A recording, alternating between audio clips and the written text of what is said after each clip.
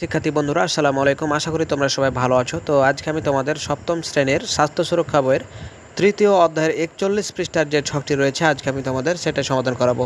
তো এর আগে আমি তোমাদের সকল বইয়ের সমাধান করে দিয়েছি, তোমরা চাইলে সেই ভিডিওগুলো দেখে আসতে পারো এবং এরকমই সকল নিত্য নতুন সকল ভিডিওগুলো সবার আগে পেতে চ্যানেলটি সাবস্ক্রাইব করে আজই আমাদের সদস্য হয়ে যায়। তো চলো যাই, শুরু করা যাক।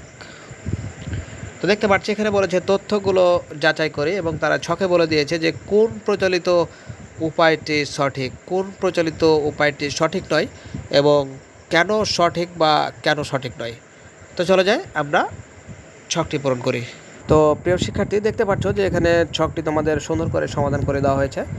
তো দেখতে পাচ্ছ কোন প্রচলিত উপায়টি সঠিক, এখানে দেখতে পাচ্ছ কপালে ভেজা কাপড় বা জলপট্টি দেওয়া এবং দেখতে পাচ্ছ কেন সঠিক বা সঠিক নয়। তো দেখতে পাচ্ছ জ্বর হলে কপালে ভেজা কাপড় বা জলপট্টি দিলে এটি দ্রুত শরীরের তাপমাত্রা কমাতে সাহায্য করে, তাই এটি প্রচলিত উপায়টি সঠিক। তো দেখতে পাচ্ছ তোমরা যে ছকে যেগুলো দেওয়া রয়েছে তোমরা সুন্দর করে তুলে নাও।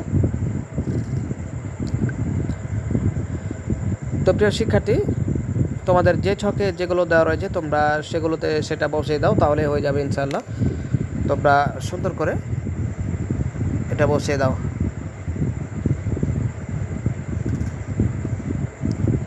তো প্রিয় শিক্ষার্থী আমরা সাধারণত ক্লাস 1 থেকে শুরু করে ক্লাস 10 পর্যন্ত সকল শ্রেণীর সকল সাবজেক্টগুলো আমরা সমাধান করে আসছি। তোমরা তোমাদের প্রয়োজন অনুযায়ী সকল ভিডিও সবার আগে পেতে চ্যানেলটি সাবস্ক্রাইব করে আজও আমাদের সদস্য হয়ে যাও। তো দেখতে পাচ্ছ এখানে সব কিছু সুন্দর করে তুলে ধরা হয়েছে, তোমরা চাইলে সুন্দর করে জিনিসটা তুলে নাও।